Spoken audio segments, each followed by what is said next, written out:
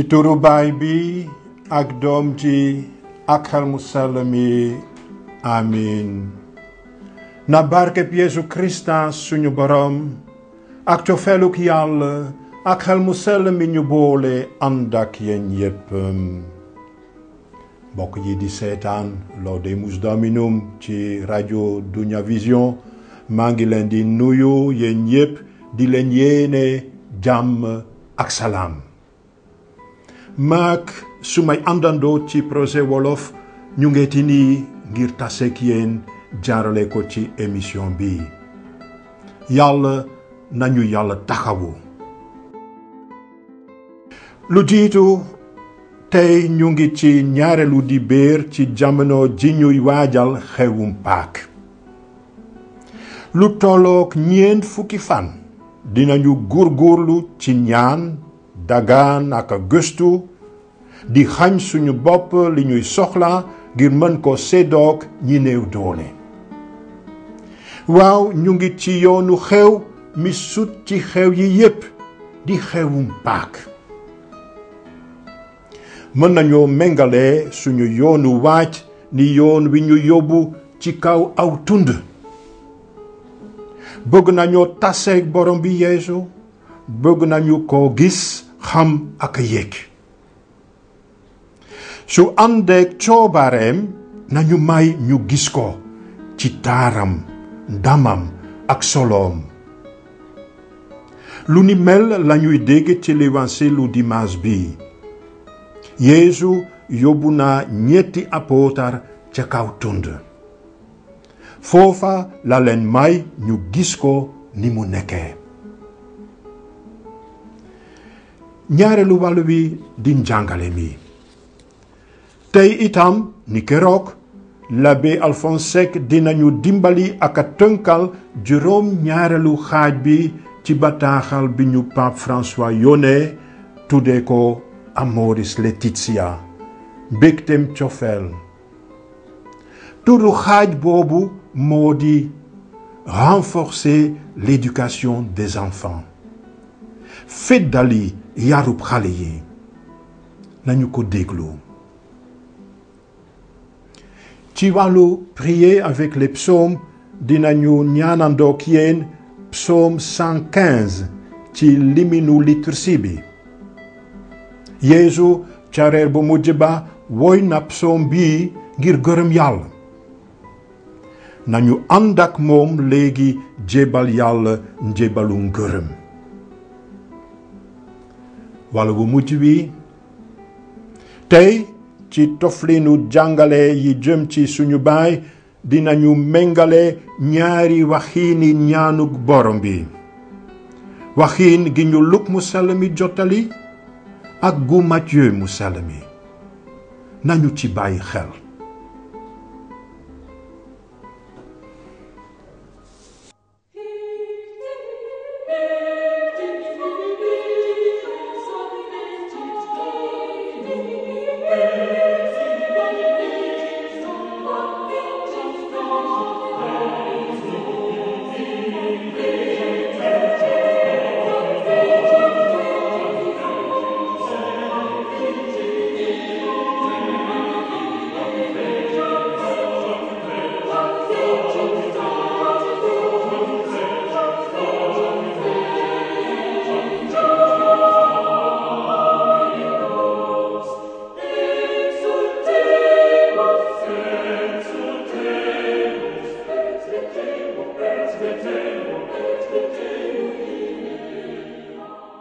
lewañ si lu Yeesu Krista ba Mark mu sell mi bind. Yeesu dafa jël Pierre saak ak sang daldi leen yóbbu ñoom rekk ñu beddeeku ca tund wu kawe. foofa melokaanam daldi soppaliku ci seen teewaay. ay yéreem di ray-rayi weex tàll weexaay wu benn fóotkat ci suuf si mënula jot. Eli ànd ak Moïse feeñu leen di waxtaan ak Yeesu. foofa Pierre jël kàddu gi ne Yeesu borom bi li ñu nekk fii lu neex la nañu samp ñetti berkele benn yow benn Moïse benn Eli xamuloon lu muy wax ndax dañu tiitoon ba tàggook seen sago noonu ab niir dikk muur leen ab baat jibe ca niir wa kile mooy suma doom ji ma soppa sopp déggal leen ko jékki-jékki ba ñuy gestu wet gu nekk gisatuñu kenn ku dul Yeesu dong ak ñoom ba ñuy wàcc tund wa Yeesu artu leen ñu bañ a nettali nit li ñu gisoon feek doomu nit ki dekkeegul ca ñu deeña ñu denc wax jooju ci seen xol te di laajte ci seen biir lu baat bi di tekki dekki ca ñu deeña baatum borom bi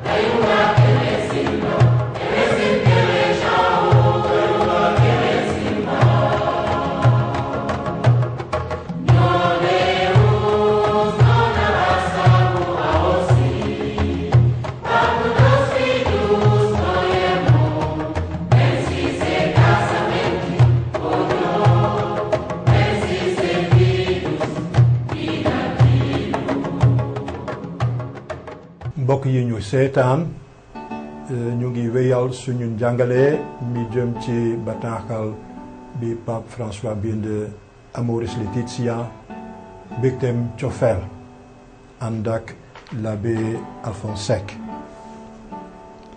tey dinañu dugg ci juróom ñaareelu xaaj bi 7e chambre de notre maison familiale Pape bi tudd na xaaj bi ci tubaab renforcer l'éducation des enfants maanaam fidali yaru xale yi ci article tarjumaan ci xaaj bi Pape bi nee na les parents influent toujours sur le développement moral de leurs enfants en bien ou en mal ci lu bon wala ci lu baax seen warugar wu diis la une responsabilité incontournable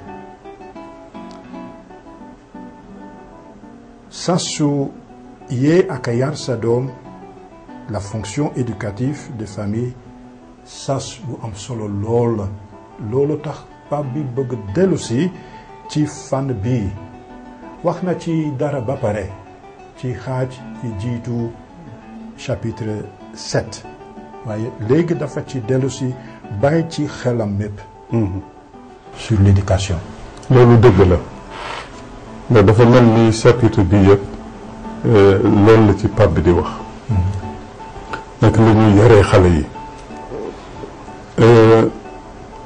te soo déggee yar bi nekk na yaru jikko yi war na mu gën a xóot loolu yar pour nekk na nit ki mu mën a xàmmee li nga xam ne moo jekk ci moom ak li nga xam ne jekkul ci moom jekkul ci nit tubaab di ko woy éthique yar boobu Pape bi boole na ko ci boole tamit li nga xam ne day tax nit ki bëgg a jëm kanam di koy stimuler waaye boole ci tamit di ko yar teg ko ci loo xam ne lu ñu mën a gis la lu ñu mën a laal la lu concret la lu réaliste la boole na ci yar bi li tubaab di woowe éducation sexuelle maanaam yar ko mu di góor wala jigéen ci ni moo tasee ak keneen ki nga xam ne moo di góor wala jigéen yar itam ci ni nga xam ne noonu la war a dundee ngëm wala nag niñ koy jottalee ngëm gi te jàpp na ne yar boobu yëpp fi ñu ko war a defee njëkk mooy ci dundu njaboot gi la vie de famille comme contexte éducatif xam nga nit ki du nekk ci njaboot gi bu bul ko yaree feneen waaye li muy dund ci biir njaboot bi foofu lay yaram xeej itam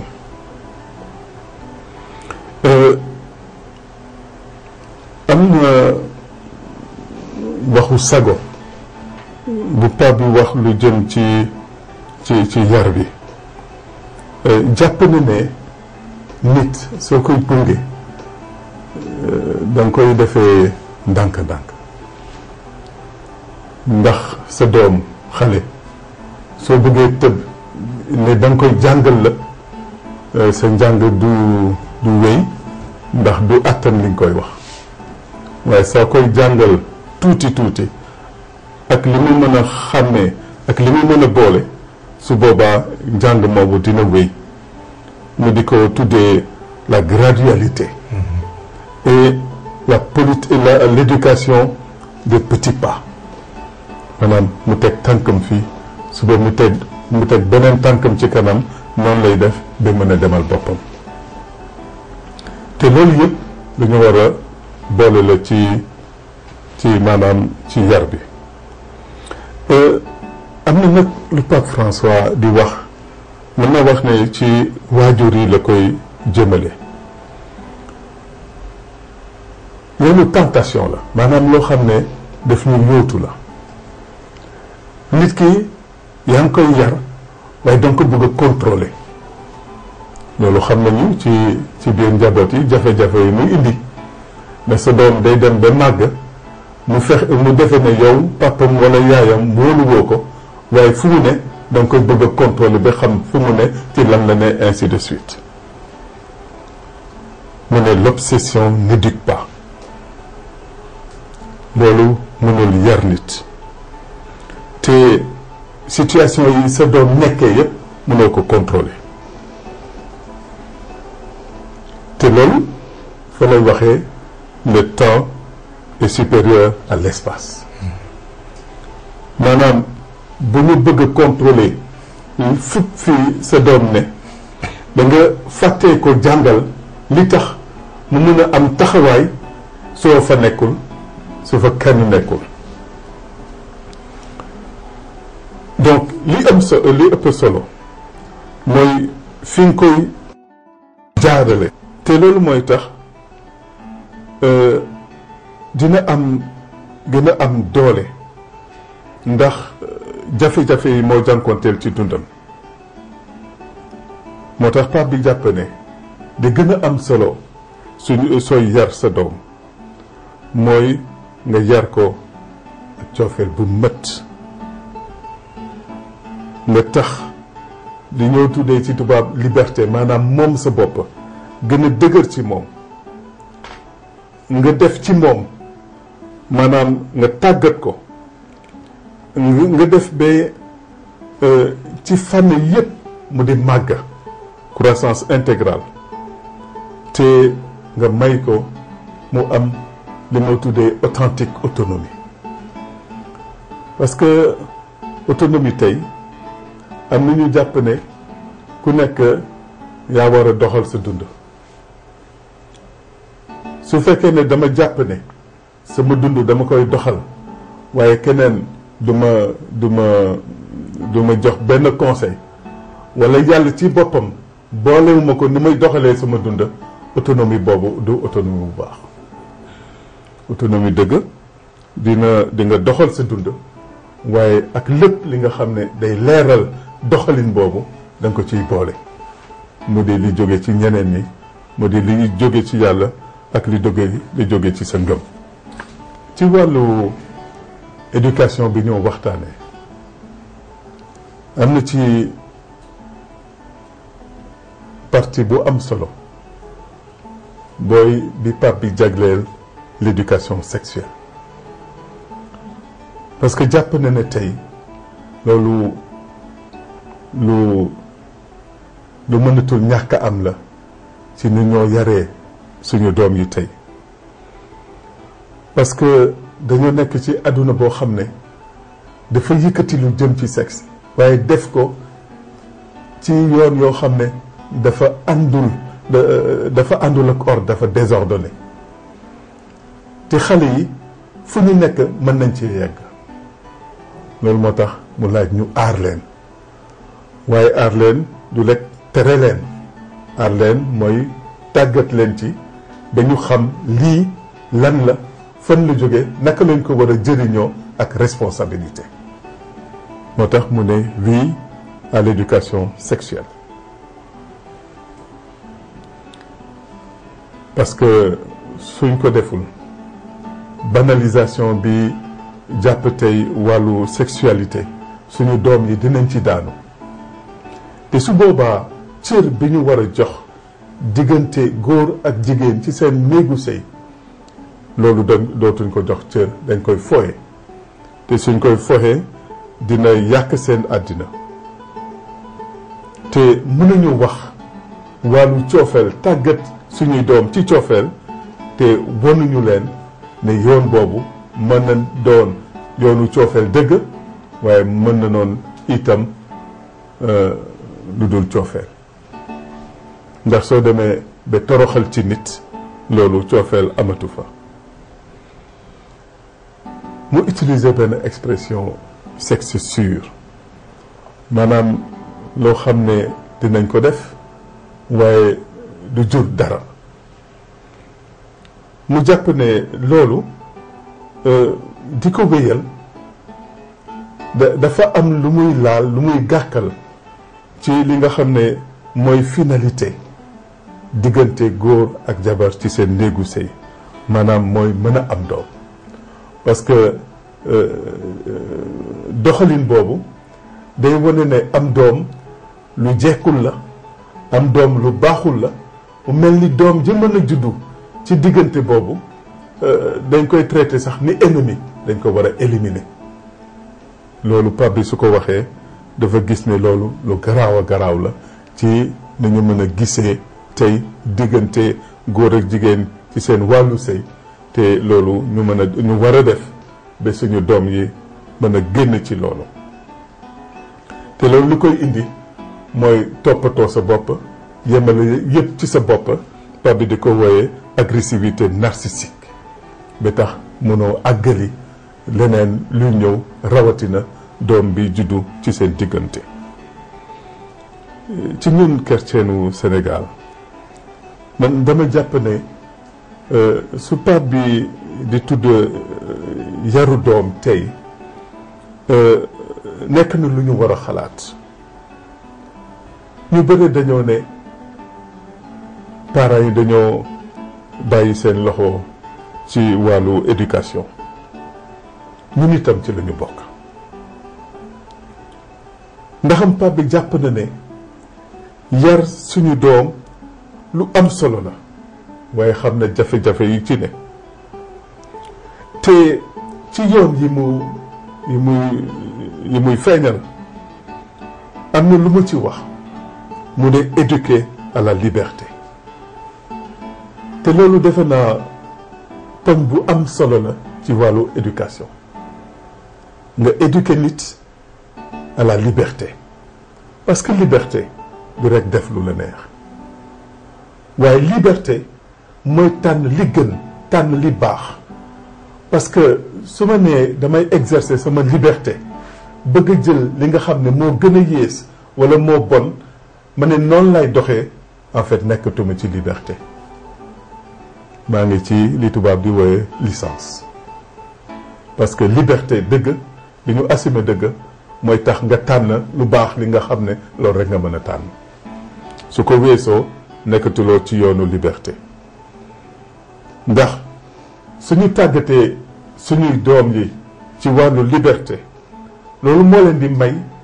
ñu mën a tànnal seen bopp waaye suñuy tànn duñu tànn ngir li leen neex rek dañuy tànn ngir li baax ngir li am njëriñ ci seen nekkin ak ci neneenu nekkinu ñeneen ñi te am na expression bu Pape bi utilisé mu ne dañu war a def ba duñu doon ay victimes des invasions nuisibles baat yu xóot la xam nga victime mooy ki nga xam ne dara dafa ñëw dal ci yow te mënoo ci dara invasion mooy li nga xam ne xëy na bëggoo woon mu ñëw ci yow waaye ñëw na ci yow nuisible mooy yàq na la mu jàpp ne tey ci àdduna si am na lu bëri loo xam ne su ñëwee ci suñu doom yi daf leen di yàq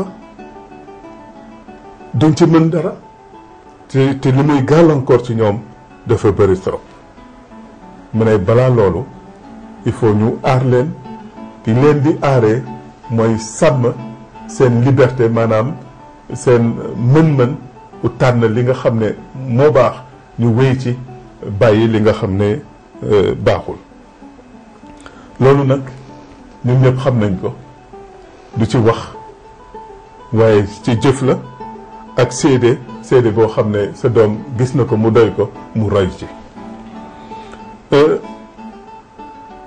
wax ko léegi sax fàttali rekk la njaboot Pape bi wax na ko mooy bërëb bi nga xam ne fa la ñu war a njëkk a yaree doom mooy l'école bi jiitu waaye jàpp na tamit ne communauté chrétienne yi war na ñëw jàppale njaboot yi ndax ñu mën a mottali sas boobu nga xam ne ci yàlla la jóge gannaaw ba mu leen mayee ñu doon benn ci wàllu sëy am na sax benn commentateur bu lire benn tweet mooy message yooyu ñuy yónnee ñu di ay message yu gàtt te Pape François day yónnee ay tweet moom itam moom dafa bind ci tweet bi ne chaque famille malgré ses faiblesses peut devenir une lumière dans les ténèbres du monde maanaam bu benn famille xeeb boppam seen jafe-jafe bu ñu tax ngeen defe ne mënatu leen yar seeni doom ci biir lëndëm googu am na toujours leer bu mën a fenk te su boobaa dina jàppale seen doom kon nañu wéy di jéem rek di yar doom yi te bañ a tàyyi. jërëjëf Abi Alphonse ngir leer gi nga ñu may jaarale ko ci juróom ñaareelu xaaj bi ngir yee ak yar suñu doom sas wu diis la waaye Pape bi dafa ñu may doole ak cawarte jërëjëf Abi Alphonse. Heureux qui règle ses pas sur la parole de Dieu.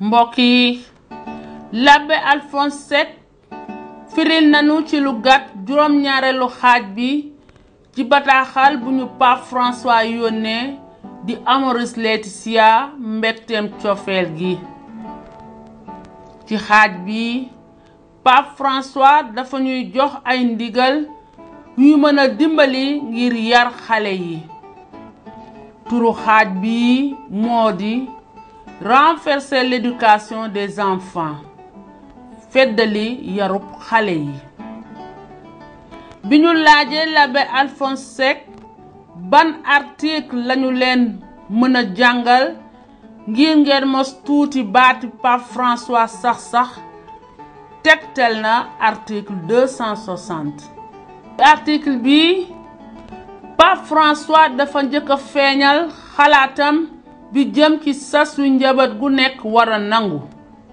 naan njaboot gi moo di bërëbu aar gunge ak wone yoon wi un lieu de protection d'accompagnement et d'orientation looloo tax njaboot gu nekk war a laaj boppam yan amaan laa bëgg a may sumay doom. La famille a besoin de se demander à quoi elle veut exposer ses enfants. Maanaam ñan ñooy toppatoo seen jamonoy po ak noflaay, leur divertissement et loisirs. ñan ñooy dugg seen néeg jarale ko jumtukaayu jokkoo yi à travers les écrans. ñan lañu leen di dénk lu tolloog seen waxtu noppalu ngir aar gunge ak won leen yoon wi ci biir anam yooyu. dañu war a toog ak seeni doom di waxtaane mbir yu am solo, des choses importantes, di sàkk ay pexe yu leen neex ba ñu bàyyi ci seen xel, des possibilités saines. ci lu gàtt, waajur war naa seetlu doomam yi, topp di leen seetlu. il faut toujours rester vigilant, bañ leen a bàyyi. L'abandon n'est jamais sain. Nañu déglu article 260. La famille ne peut renoncer à être un lieu de protection, d'accompagnement, d'orientation, même si elle doit réinventer ses méthodes et trouver de nouvelles ressources. Elle a besoin de se demander à quoi elle veut exposer ses enfants. Voilà pourquoi elle ne doit pas éviter de s'interroger sur ceux qui sont chargés de leur divertissement et de leurs loisirs, sur ceux qui rentrent dans leur chambre à travers les écrans, sur ceux à qui il les confie pour qu'ils les guident dans leur temps libre. Seuls les moments que nous passons avec eux, parlons avec simplicité et affection des choses importantes et les possibilités saines que nous créons pour qu'ils occupent leur temps permettront d'éviter une invasion nuisible. Il faut toujours rester vigilant. L'abandon n'est jamais sain. Les parents doivent orienter et prévenir les enfants ainsi que les adolescents afin qu'ils sachent affronter les situations où il peut y avoir des risques d'agression, d'abus ou de toxicomanie par exemple.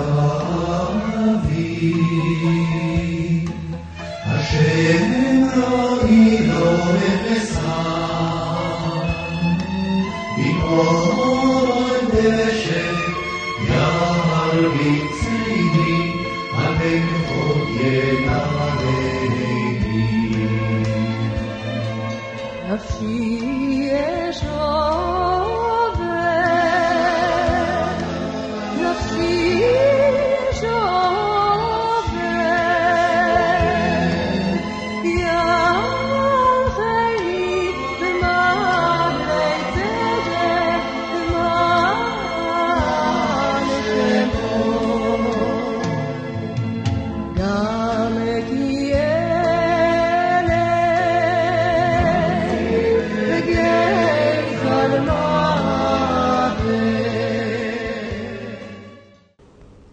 gëm naa te dinaa wax man mi torox dëgg man mi wax ci sama njaaxle nit fen rekk la waaw naka lay gërëmee borom bi ci njekk yu ma defal yépp dinaa yëkkati kaasu mucc gi di tudd turu borom bi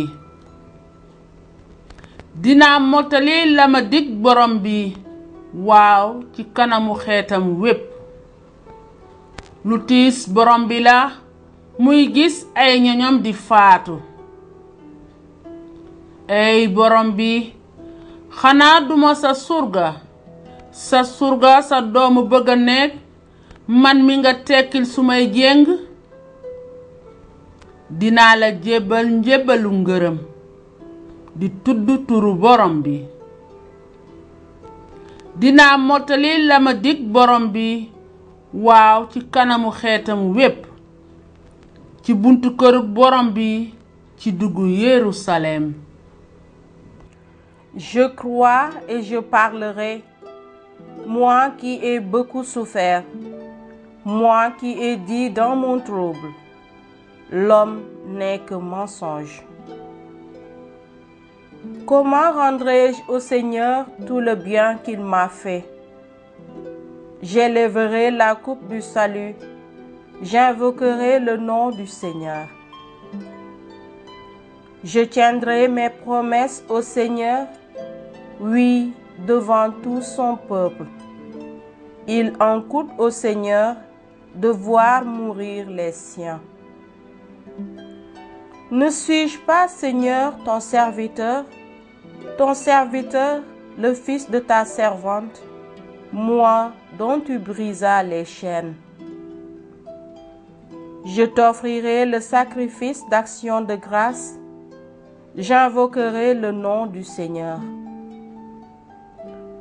Je tiendrai mes promesses au Seigneur, oui, devant tout son peuple, à l'entrée de la maison du Seigneur, au milieu de Jérusalem.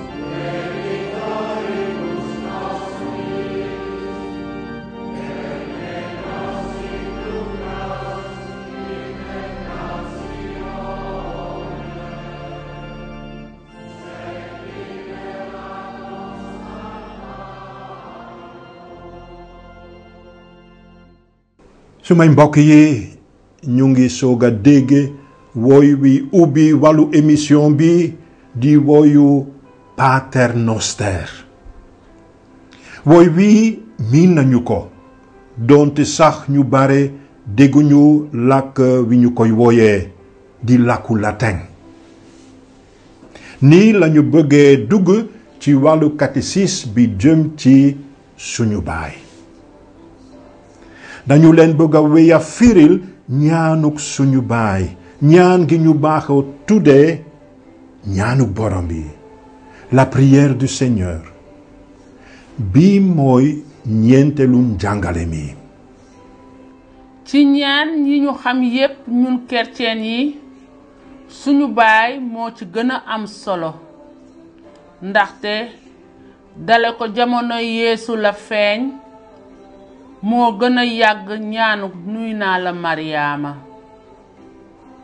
ndaxte je vous salue Marie ni ñu ko xamee ak ko mokkal léegi dans sa forme actuelle yàggul ni suñu baay ca fukkeelu xarnu ak juróom au 15e siècle rekk la feeñ.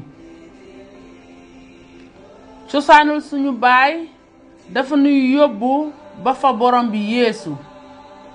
ci ñun chrétien yi amul geneen ñaan bu ko sut ndaxte Yeesu suñu borom moo ko màndargaale ñaaninam xelam ak xolam. nañu tënk ponk yi ñu laal ba pare ci ñetti émission yi weesu.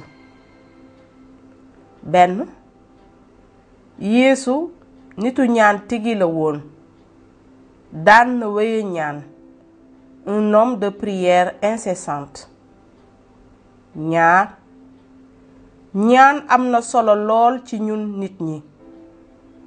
Yàlla ngir doon ki mu doon soxlawul suñu ñaan, waaye ñun dañu koy soxla ni ñuy soxlaa lekk ak a naan, liggéey ak a noppalu. ñu di jokkook Yàlla am na solo ngir ñu doon ñi ñu doon, yeewu, màgg, jublu ci dund gi mët.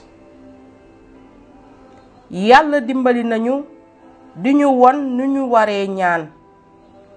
yónnee na doomam ci Yeesu waa Nasaret ngir xamal nu boppam.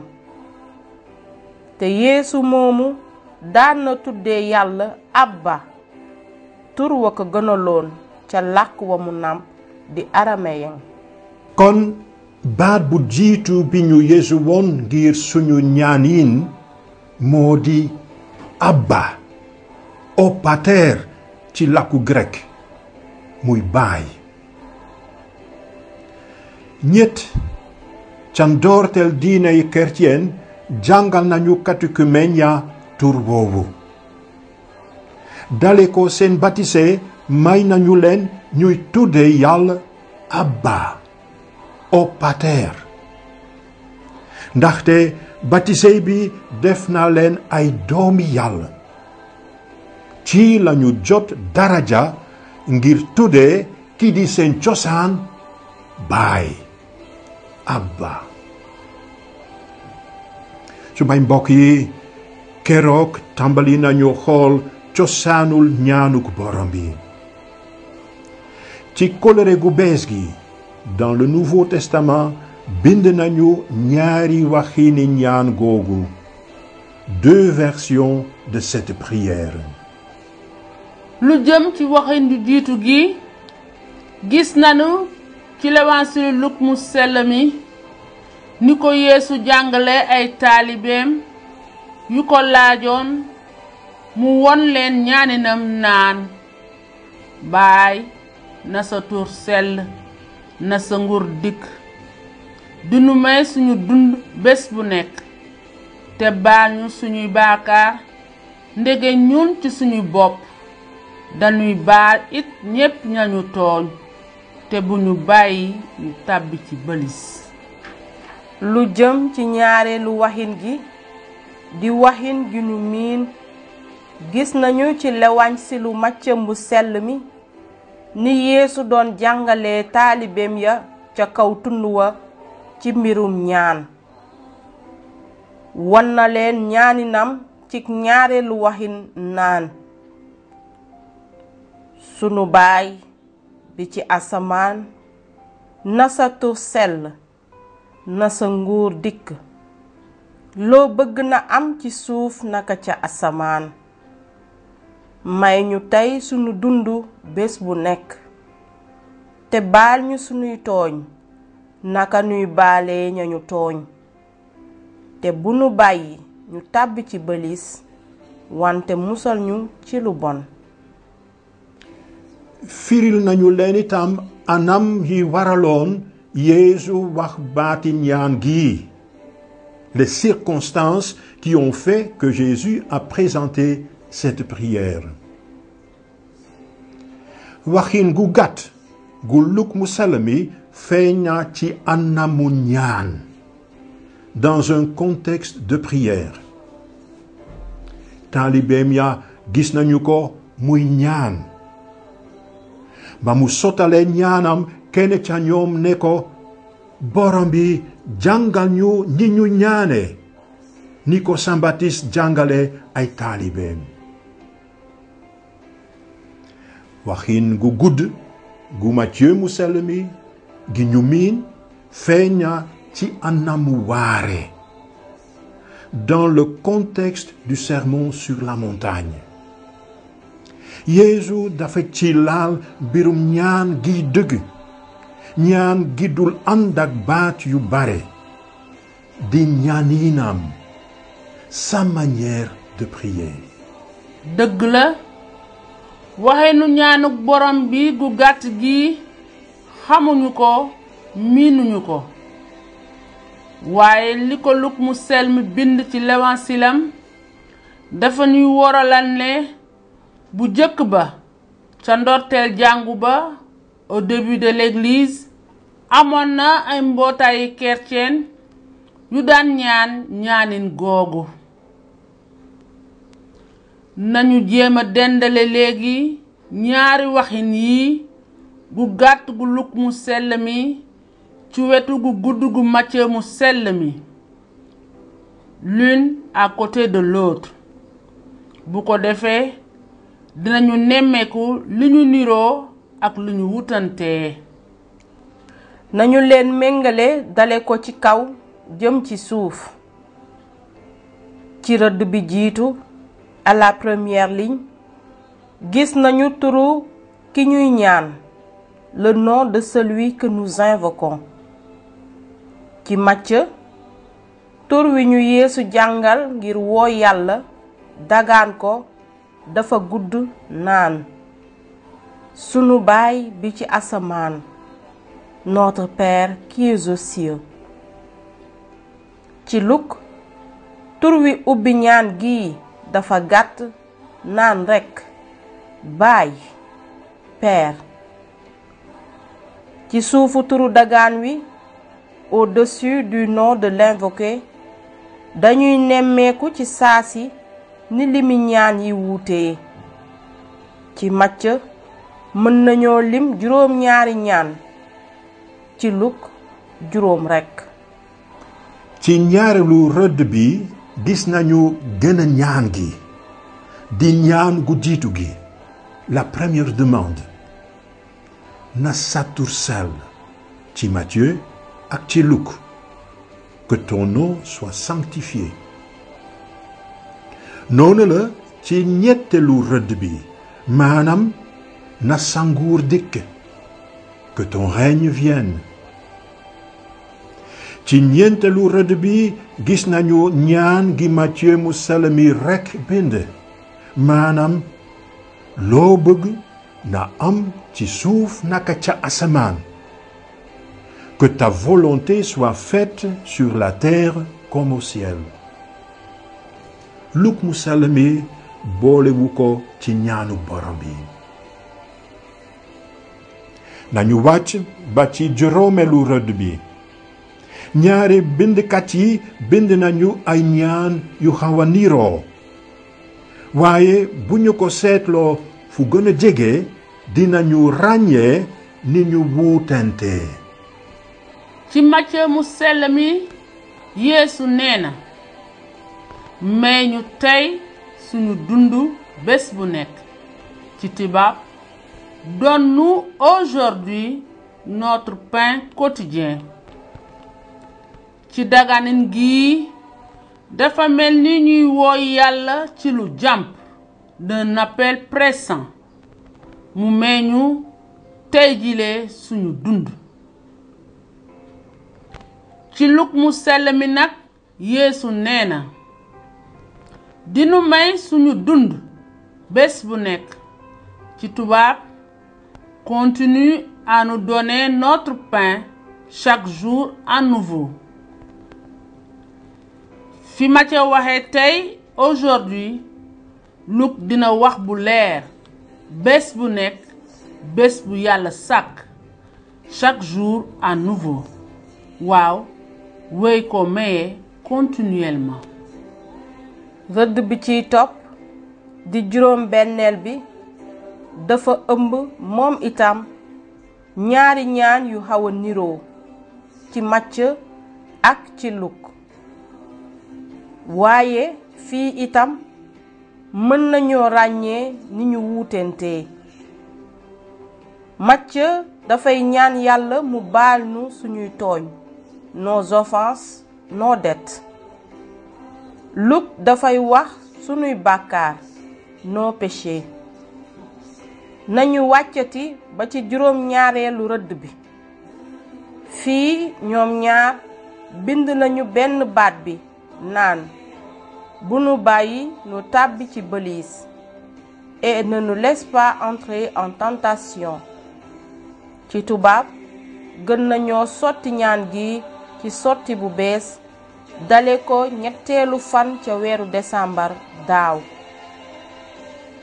ci rëdd bu mujj bi am na ak ñaan ci Macë naan wante musal ñu ci lu bon, mais délivre-nous du mal. waaye Luk bind ko. ci tënk mën nañoo wax ne liy feeñ ci suñuy bët moo di ñetti wàll yi ñàkk ci Luk te Macë dencal ñu leen. maanaam benn tur bu gudd bi Macë tàmbalee ñaanuk borom bi naan suñu baay bi ci asamaan, notre Père qui est aux cieux. ñaar ñaan gi jëm ci li Yàlla bëgg naan loo bëgg na am ci suuf naka ca asamaan. Que ta volonté soit faite sur la terre comme au ciel. ñett ñaan gu mujj gi jëm ci lu bon naan wante musañu ci lu bon, mais délivre-nous du mal. ci ñaanin gu Macë gis nañu juróom-ñaari ñaan, 7 demandes. ci gu Luk juróom rekk, des chiffres ronds, ay lim yu yomba mokkal. li am juróomi wàll yomb naa fàttaliku. mën nañu ko lim ak suñu juróomi baaraam naan 1 2 3 4 5 ca mbind yu sell yi dans les livres de la première alliance yaawur ya lim nañu juróomi téere yoon wi, les 5 livres de la loi, la Torah. ak itam juróomi wàll yu ñuy ràññatle ci psaume yi, les 5 parties du psautier. ak it juróomi rouleau de fête. ci dëgg juróomi ñaan yi ci ñaanu borom bi ñu Luk dencal yomb nañoo mokkal. noonu la ak juróom ñaar moom it lim bu yomba mokkal la. xam nañu juróom ñaari bési semaine juróom-ñaari mayey xel mu sell mi juróom-ñaari xel yiy feeñ ci téere peeñu Apocalypse te bu ñu fàtte tegukaayu leer ba ñu daan jëriñoo ca kër yàlla ga ca Yerusalem ak juróom-ñaari bankaasam ya les 7 branches du chandelier dans le temple juróom-ñaari ñaan yu ñu macc dencal ci ñaanuk borom bi yomb nañoo mokkal. sumay mbokk yi yoon wi di ñëw dinañu wéyal suñu gëstu ci mbirum suñu baay ndànk-ndànk dinañu teg bët rekk ci ñaaniin gu gudd gi ñu miin.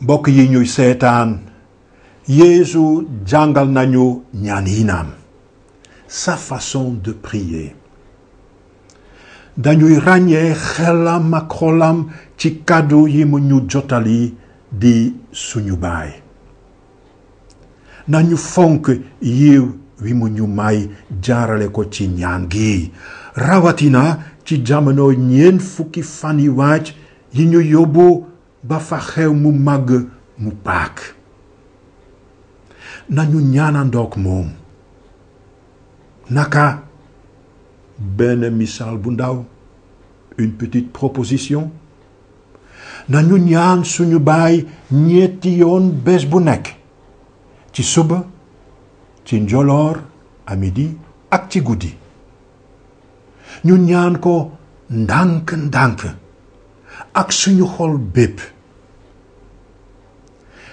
ndaw daraja ñu mën a ñaanandook Yeesu mbokk yi maa ngi leen di yéene yéen yépp jamonoy waaj ji di meññ ay yiw yu bare ci jàmm